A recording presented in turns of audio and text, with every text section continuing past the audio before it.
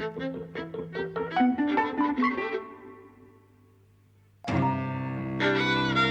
everybody. Welcome to Eavesdropping at the Movies. I'm Jose. I'm Mike. And we've just come back from seeing Steve McQueen's new film, Widows. Yeah, written by Gillian Flynn. Yes. Based on a 1983 TV series on ITV. Yes, which is kind of like a landmark British television series by Lynda La Plante. She wrote it apparently because she was just sick and tired of the roles she was getting offered. And she wrote this thing, which was, the premise was, this heist goes wrong, and the widows of the men who failed the heist, died during the heist, take it on themselves, do the heist themselves. And that's the premise of this. She's probably more famous for having written Prime Suspect with Helen Mirren in about 1990, 1991. Maybe well, I don't know, because it continued for so many years, right? But initially. Yeah. When I think it must have been before 92. Because I think I came into it in the second or third series. I've definitely second. Prime Suspect came out first in 1991. Okay. So, this adaptation is written by Gillian Flynn, who is best known for Gone Girl, I'd say, and directed by Steve McQueen. He won the Turner Prize, right? When he was, I think he did. When he was doing fine art. And he did 12 Years a Slave. 12 Years a Slave. Hunger and Shame. And Shame, that's right. And it's got an all-star cast, amazing cast. An amazing in cast. Widows. And it's building a tapestry of life in America, or a certain kind of life in America, and a kind of survival in Chicago. Yes, it's very beautifully done. You get this really rich sense of place. It made me think of what you were saying, particularly about Three Billboards Outside Ebbing, Missouri. Yes. About the complete lack of identification with place, the lack of care about making it feel like a real place. The film has been made by someone who comes from outside America. This, also made by someone who comes from outside America, Steve McQueen is British, doesn't suffer from that at all. I mean, maybe someone from Chicago might find their problems with it, but it just feels so richly observed. It's a film about America as much as it is about anything else. I mean, you have people buying guns, you have the churches, you have the sleazy politicians, you have, the black beauty salons as kind of small-owned businesses. You have the council estates, or the projects, as they call them there. You have, a young kid being killed just, basically for being black and, not putting his hands up as quickly as the police wanted. So it does kind of, under the guise of this heist film, it is a kind of a portrait of America, really, and about gender relations in America. And I think it's also a film that's kind of woven through with grief, really, and it's as much a grief for the character situation as a kind of a grief for the country and the culture, really. One thing is indistinguishable for the other. I mean, we were introduced to these characters as they become widows. So, their situation, their interpersonal situation is kind of almost indistinguishable from, their financial, social situation, really. It all kind of, becomes one. And I think it's really an amazing film. I didn't think it was amazing. I think I didn't get on with it, but I kind of respect those elements about it. For me, it's like, one of the greatest things I've seen this year. I mean, there are some things, that I was just kind of seeing, and I was just bowled over. I mean, that bit where, is it Elizabeth Debicki? Elizabeth Debicki. Debicki, where her mother's basically pushing her into becoming a whore, and, she goes to try it out, and she's talking to this man, and all of a sudden you're almost like kind of seeing her through gauze, and it's like kind of the image begins to crumble, but it's kind of, it looks both pretty, but already she's becoming displaced, right? And it's almost, that whole conversation takes place, within that image. I just thought that was so beautiful and expressive. There's another equivalent moment where the Michelle Rodriguez character, has gone to find out about where the safe is, and she's trying to con the architect's husband, and he gets angry at her because she doesn't know that she's just died 4 months ago, and the scene of tears becomes one of sex and desire and hunger and loss, and I just think it's like so incredible. And then when she escapes that, you see her shot through all of these passing metro cars, and again it's like this thing of not seeing her fully, of seeing her torn apart, of being shattered to bits. That the visual effect is just so beautifully expressive and so apropos, so appropriate. I just think the film is full of things like that. I just find it like beautiful. I didn't. A lot of elements that you described sounded like they felt like lip service to me, like contributing to this sort of tapestry of what life is like for a certain kind of person in a certain place in the world. But it kind of felt like lip service, like you say, the corrupt politicians, or the kind of the games with money and power. Trying to get the church on side and the casual violence. It felt like things were just being. They felt like references to me rather than generating a kind of richness. What felt the richest to me was the women, and specifically the kind of the construction of gender and the way that the women interacted, and the kind of relationship they had with their memories of their husbands, their kind of grief around them. Particularly Elizabeth Debicki's character, who she's introduced. The only thing you see between her and her husband before the husband dies is she's got a bruise on her eye.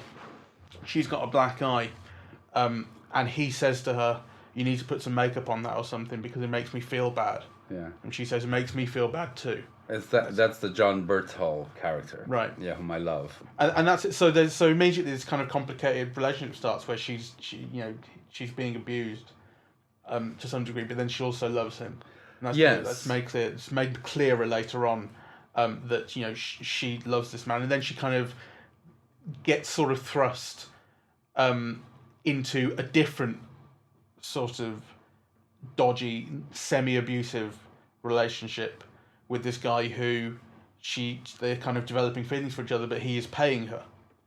I didn't quite read it that same way. I mean, basically, there's this guy who wants to buy her, so he's not abusing her. I mean, he's just buying her, really, which is not the same thing. And she's kind of very active in those choices, and then she is developing feelings for him, and he's not. So I think one of the things that I find most amazing about the film is how all of these things are always complicated. So, the Elizabeth Debicki, the John Berthal character, he does hit her, and and you can tell that she doesn't like it. But on the other hand, you can tell that she really loves him, and that in some ways, that kind of very same violence that results in him hitting her is something that she finds a sexual turn on. You get all of that kind of, in their scenes together. Likewise, Michelle Rodriguez's husband, you get a whole bundle of feelings that are kind of intermingled. So again, she loves him, but basically he's stealing her money, and he's gambling it away, and the mother blames her for the kind of life that actually the husband is dragging her into. I mean, I think it's quite amazing, for a heist film that I found gripping, to kind of convey these really kind of layered relationships, and sometimes conflicting ones. So I found it incredibly rich, and I think visually it's like a marvel, really. Really? Yes, I do. I mean, some of the compositions, one of the things that began, and you see the left-hand side of the frame, there's somebody standing in the neighborhood, and then kind of, and it's foregrounded, and everything else seems kind of really shallow, and that already gives you a sense of the place, where these people are from. I thought it was amazing. There were a couple of shots that began, at a rally for the church, and then, kind of, that's with Colin. Firth. Firth. Colin Farrell. Colin Farrell character, where and then kind of you realize that the camera's actually on the car, right? And yet you're not really seeing into the car. What you're seeing is kind of the landscape moving, right? I thought that was all like amazing. It feels like a stunt to me, that sort of stuff. There's an elegance to it. Particularly, I mean, Steve McQueen was notable for his long take in Hunger, which was this famous 20, maybe 25 minute long take where the camera just sat there and watched the conversation between Bobby Sands and the priest.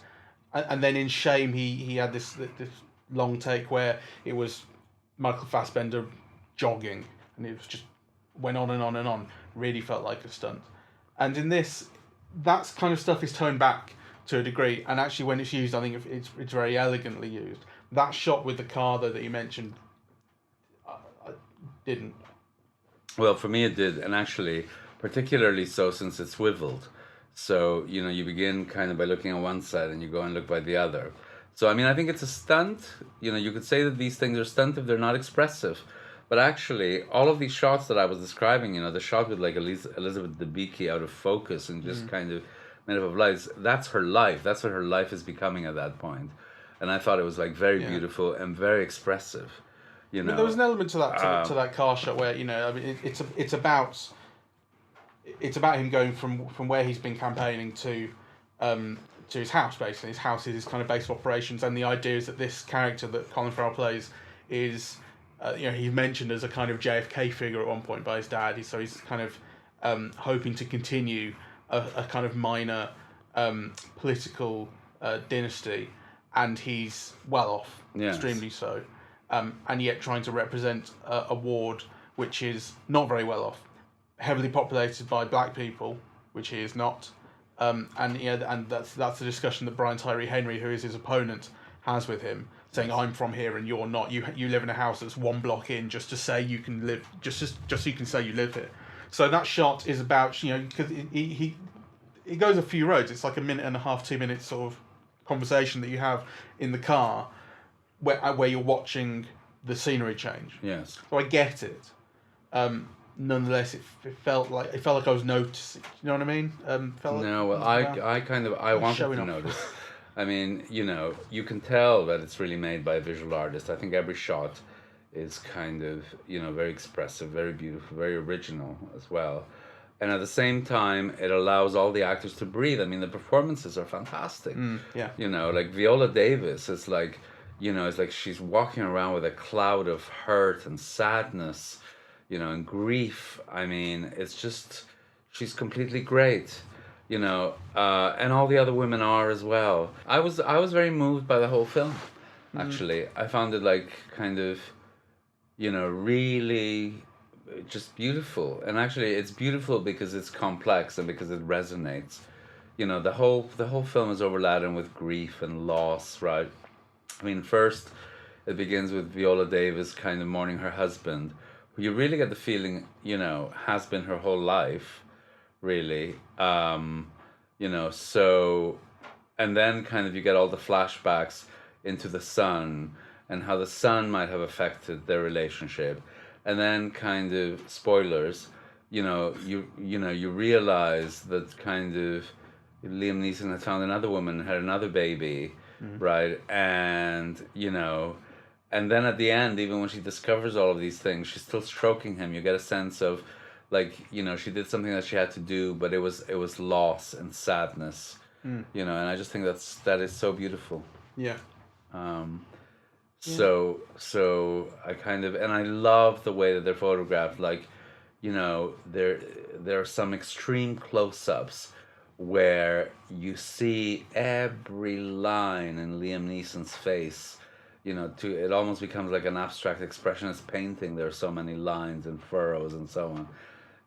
And then in some angles you also see, how sexy he is, and and also how sexy she finds him, and so it's almost like the kind of, those two things kind of coexist, and in a way that's, I think, very, very original and very beautiful. In particular, it's particularly original and beautiful because it is encased in a heist film. And the heist film also has, for me, the pleasures of the heist film.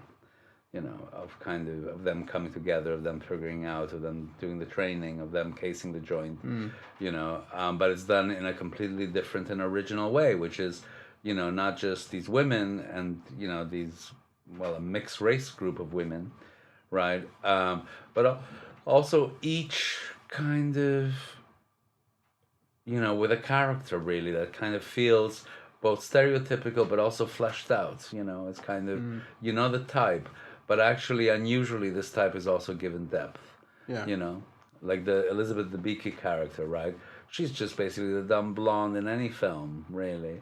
Dumb blonde hooker. But she's not. She loved this, this guy who turns her on but beats her. Her mother, you can tell she loves her mother, but her mother is almost like wanting to whore her out. Blah, blah. Yeah, like kind of... she turns out to be smart, and kind of, she's the one who gets shot. I mean, kind of a stereotype is given all of these kind of different kind of... It's probably a measure arts. of how I failed to click with the film that my favourite character was Daniel Kaluuya, who played the enforcer sort of to Brian Tyree Henry's challenger. I mean, one of the kind of more interesting things about the film, I think, is that there is such a level of violence in the politics that that this challenger to the politics is basically like a gang boss. He has an enforcer who murders people. That's right. And clearly it's about kind of coming from a very violent place. As in literally a violent place in America, and a violent kind of situation. Because I think he talks at one point about this job and the money that he needed for his campaign, so on being the kind of ticket out of it, the way to improve his life and have a life like Colin Farrell's. So that's kind of certainly where it comes from. But nonetheless, it's kind of shocking to see that put into a political context in a way. But the thing about Daniel Kaluuya.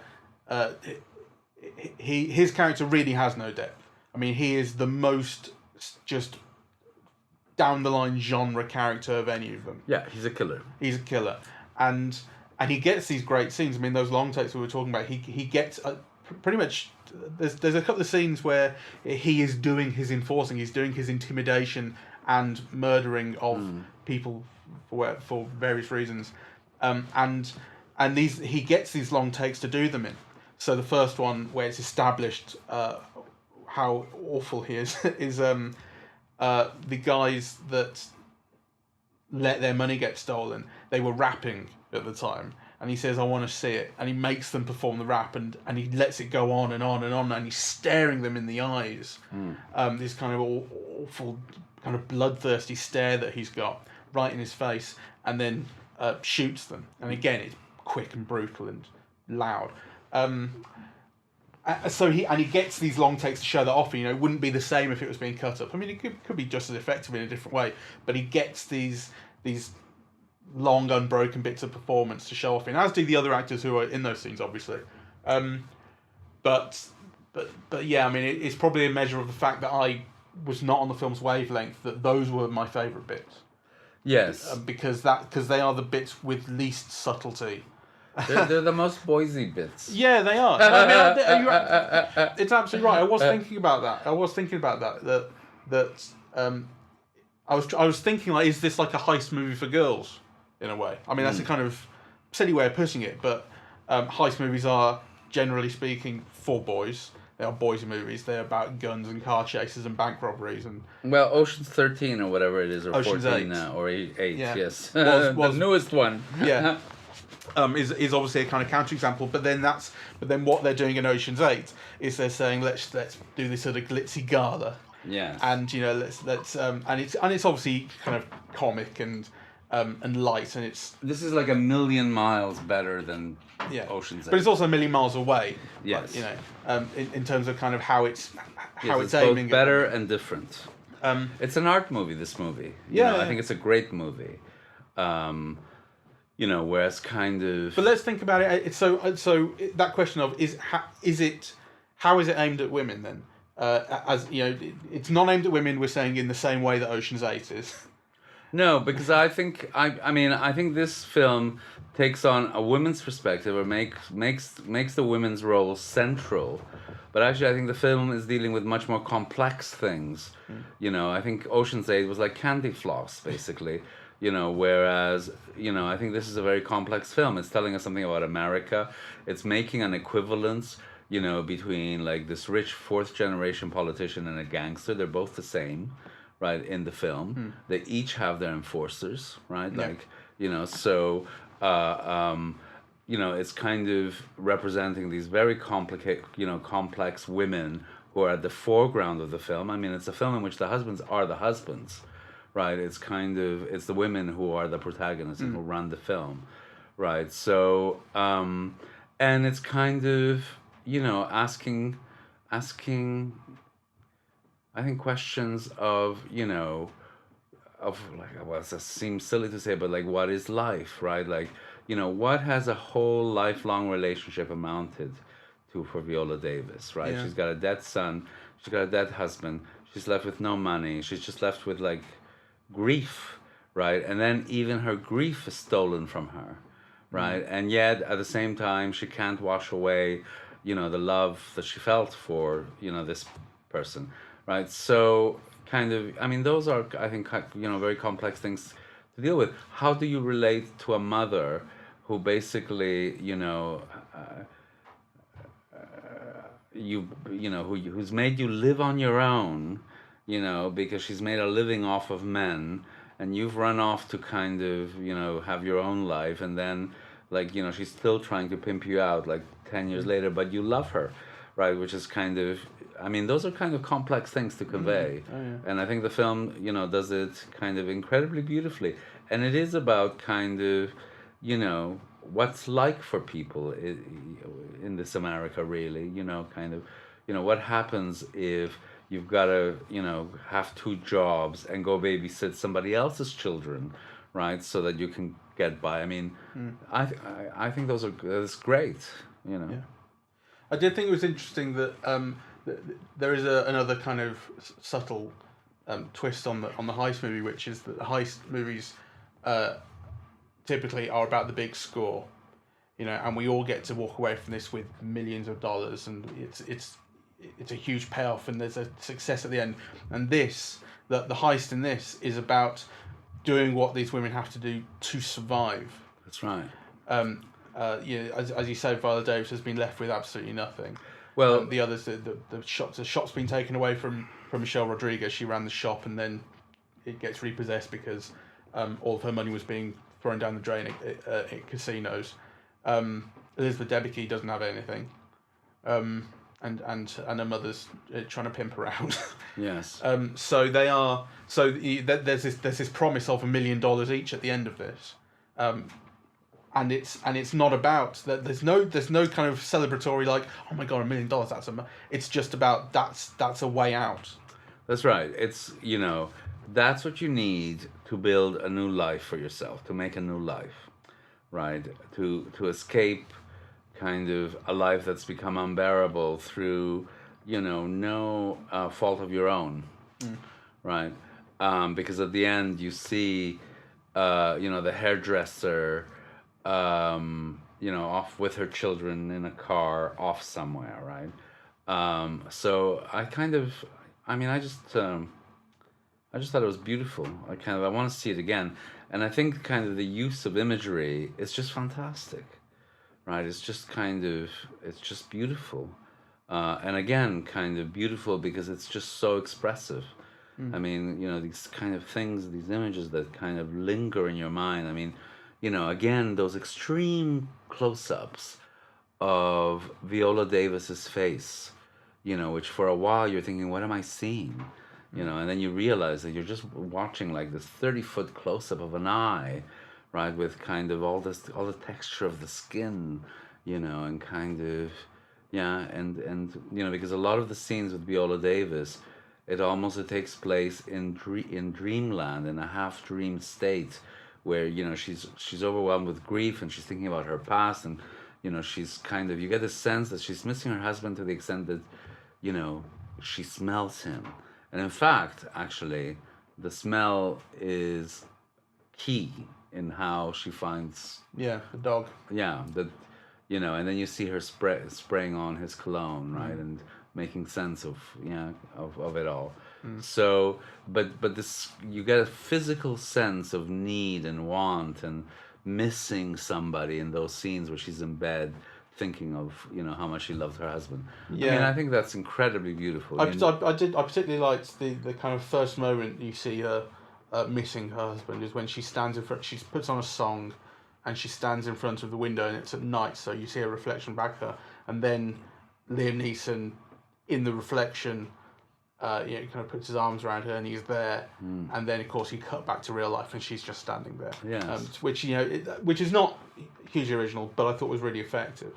Yeah, I thought that was very beautiful. I thought the whole score, And it took its time as well. I mean, it was very sensitively done, and you get a chance to, like, she's kind of, you know, sinking into her grief, and you get a chance to do that with her. You know, which I liked.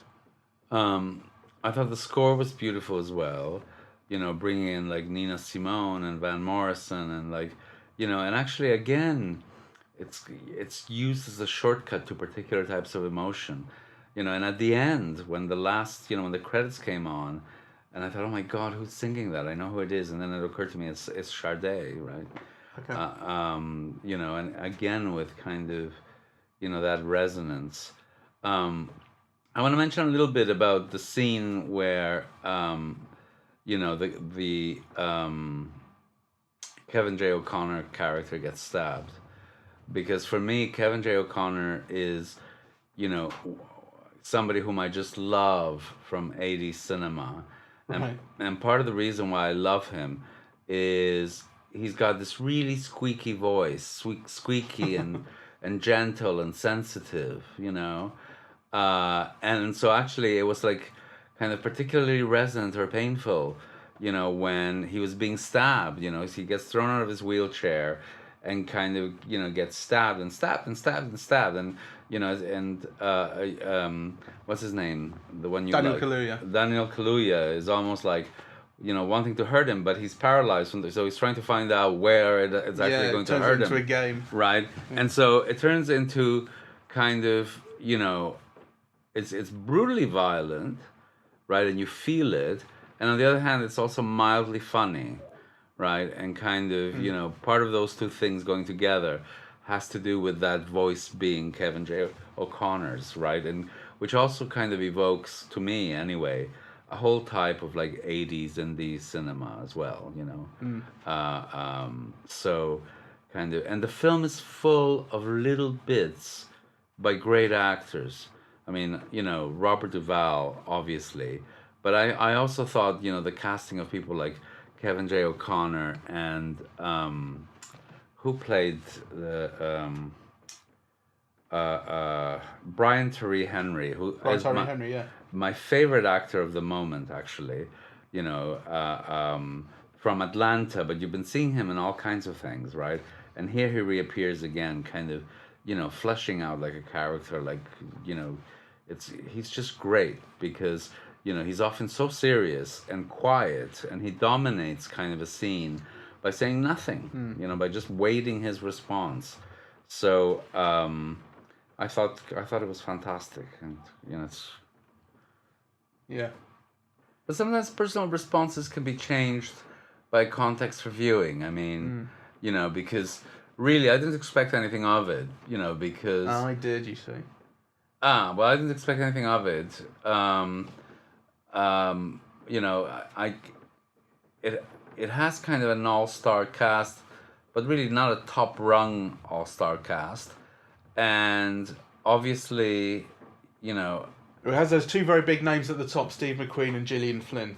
I kind of expected things out of those, and it does have a, okay, they're not Tom Cruise, but they are a really good cast, and It's a very very impressive cast. It's a great cast, but and the trailer as well kind of it's not a cast of huge box office stars. No. Yeah. So I kind of, and actually, to be honest, I'm not the biggest admirer of Steve McQueen as a filmmaker, right? Like, 12 Years a Slave, it was almost like I kind of, I remember seeing it with you, and I felt it very deeply, but it almost felt kind of wrong, to be watching that brutality and be made to admire like a sunset or whatever it was, right? Like it was almost like too beautiful, too pretty, the way that kind of your eye was drawn. So that was what I thought. That was one of the things I thought was great about that film. I do think 12 Years a Slave is a masterpiece, despite the fact we both share that reservation about Brad Pitt saving the day at the end. Yeah, exactly. But the stuff about that shot particularly where he's being hanged, and it's amazing. And you see this kind of pastoral scene around, and it's about staring the kind of national shame of particularly America, but also generally Western civilization in the face. All I'm saying is that I've never really truly loved any of his films until this one. That's fair enough. So hard to love. I mean, that's probably true. They're difficult to love. Yes. So I think for this time, my admiration kind of meets my love. Let's put it that way. Sure. Right? And I think it's kind of, it both has a kind of a pace, and it has kind of like a payoff, and it allows actors to breathe in a way that, I didn't think he did before. So like, kind of Shame with, what's his name? Michael Fassbender, kind of walking around and so on. And Fassbender is fantastic. But it's almost like the role is, to me, too monotone, right? Kind of, whereas in this one, kind of, you get all kinds of, let's say, colors and tonalities through the different characters that all of these different actors play in an ensemble that I think is really well conducted in terms of like tone. It has a kind of like a rhythm, really. So if Viola Davis had been the whole film, it would have been unbearable, right? Because there is like this cloud of grief over her, really, but actually her grief is different than the Beaky's grief, than Rodriguez's grief, and so I really loved it. Yeah. No, fair enough. That's great. Well, good. Yes. So it's kind of, I think it's a film to see again. I highly recommend it. It might be good to warn people that, don't go in with the expectations of having like a genre, Oh no, certainly piece, right? Because I do think it's an art movie, right? So it's an art movie that kind of uses the genre to comment on people in place. I mean, this particular America of the moment, which is like, car cemeteries and car auctions and, gun marketplaces and churches and, kind of, gerrymandering and, and so on. So, that's kind of the landscape that these people's grief kind of stems from, basically. My expectations were probably impossibly high, but I mean they weren't. I don't think they were entirely unjustified by the kind of advertising and that sort of thing. Like I say, the list of names in the cast and the names of the creative team and the trailer as well, which was, did exactly what a trailer should do, which is get you unbelievably excited. To me, probably set expectations that you couldn't match no matter what. Which, that's one of them things. These things happen. All right. It's my fault. Maybe we should leave it here. I loved it, and I highly recommend it. And actually, I think it's a film to go back to and kind of explore again. It's a film that I want to, pay more attention to, kind of the visuals, actually, because I did think this was extraordinary. And of course, what happens is that you get involved in the plot and, what's going to happen next. And sometimes and kind of your eye doesn't operate in the same way. And I kind of, I'd really like to see it again and fixate on those elements some more. So the other film it made me think of quite vividly was You Were Never Really Here. The Lynn yes. Ramsey film, which Yes. again is a genre film. Yes. That's a revenge film, really. But it's a genre film that is taking kind of huge artistic leaps Yes. to express something greater than the genre typically does. I think that's a very good comparison. And particularly actually. visually. Yes. I mean, you're talking about the visuals in this, which I probably do need to see again to Yes. really appreciate. Whereas You Were Never Really Here, from the first second, Yes. I had the sense that this was Yes, that visually very special. That was very beautiful. And actually, I think both films are cinematic. Oh yeah. And let me, again, just to specify, kind of, they're films that require your full attention, for a duration over which you have no control. Right? Like, I can't imagine seeing either of those films on television. I just can't.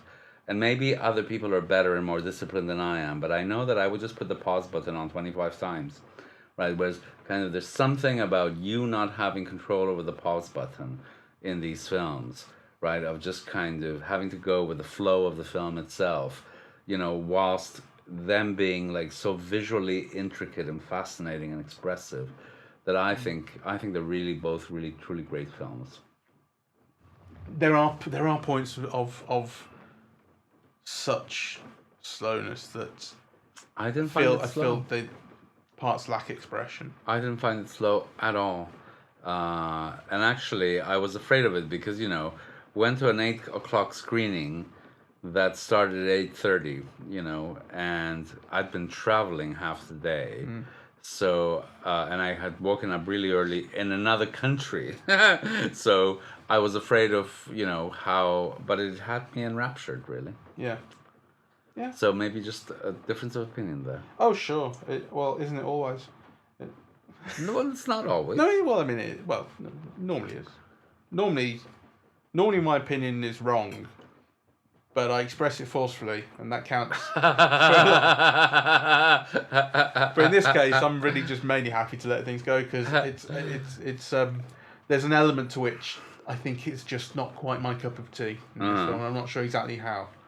I just didn't click with it. But I can appreciate absolutely everything that you liked about it. I can appreciate how you liked it, do you know what I mean? Yeah. Like your argument, I don't think there's a problem with it at all in terms of what you were saying. I mean, it was funny because the audience was the screening was very, very full. It was very full. It was a big audience. And I think the film was getting more laughs than it wanted.